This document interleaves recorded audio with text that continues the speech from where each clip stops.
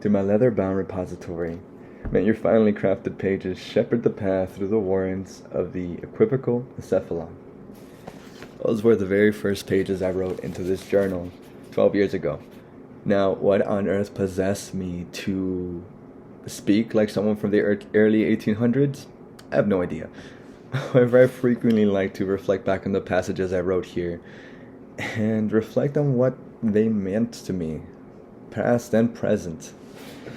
Now, hello everyone. My name is Irving Garcia, and today I'm going to be giving you my persuasive speech on why you should journal more. Now, the benefits of journaling go far beyond just motivation and self-improvement. According to a few articles on Med Weekly, a review of 31 clinical studies on the use of journaling as an intervention determined it can be effective as an adjunct therapy in addition to other therapy-based forms of treatment.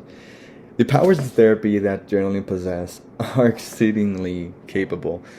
For starters, it can help you organize your thoughts and allows you a medium for you to express yourself, free of judgment. Not to knock at anyone who prefers speaking to a therapist one-on-one. Personally, this is my therapist. On the surface value, journaling has a hodgepodge of benefits for your mental health. According to Intermountain Healthcare, these effects can include, but are not limited to, reducing stress, keeping your memory sharp, boosting your mood, and strengthening emotional functions. Diving a little bit deeper past the surface level, and you can also see journaling as a causing direct improvement to your immune functioning, and even lessening the symptoms of arthritis. Yeah, all because of journaling. However, we all have our personal reasons to choose to do so, and mine personally does not fall into any of those categories.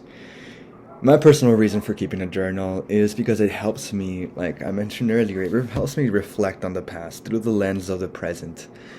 With it, I can see the type of person who I was 2, 5, even 12 years ago. And one of the things that stuck to me the most by doing that is how final my problems seemed during the times that I've experienced them. One of my favorite examples of this was about, I would say, give or take 6 years ago, where my father had recently passed away. I wasn't really close to him, but I did entertain the fantasy that someday I would be. That day would unfortunately never come, as he passed away rather suddenly.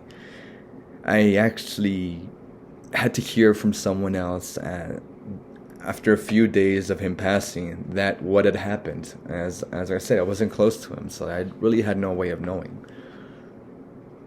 Now, at first I thought I was unaffected, as it was almost like losing a stranger from your life. However, a guilt soon started to grow within me.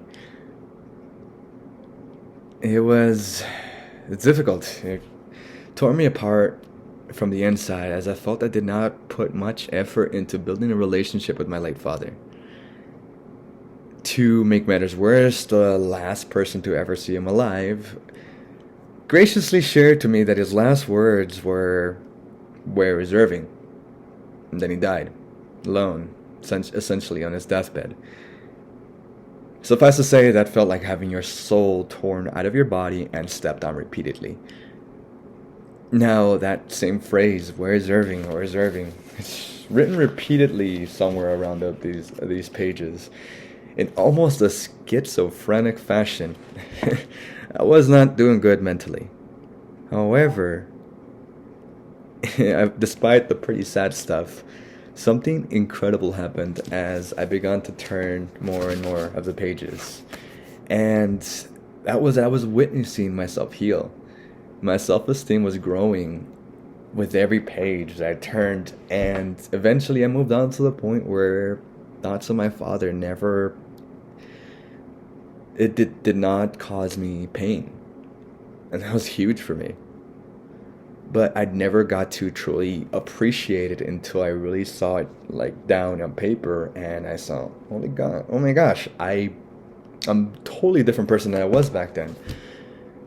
And I would have been none the wiser had I not reviewed these pages. We all have our stories. Some are harder to talk about than others, but I do feel we must revisit them every now and then.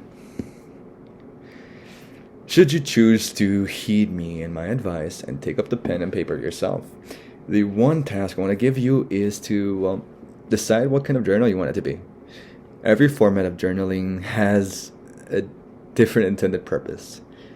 Here, a few examples provided by Kaiser Permanente would be stream of conscious, dream journaling, food journaling, sketch, taking down the day's events, or even just to-do lists. My own journal is, well, it's mixed with, essentially with the stream of consciousness journal format, and with a few sketches here and there.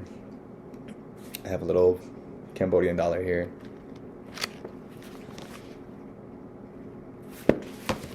Anyway, while journaling may seem like a drag to some, I could not recommend it enough. It has helped me tremendously through tough times, and even when I'm not going through tough times, like earlier today, it truly helps me appreciate to see the good in life, and what I appreciate mindfulness and what I have at this moment.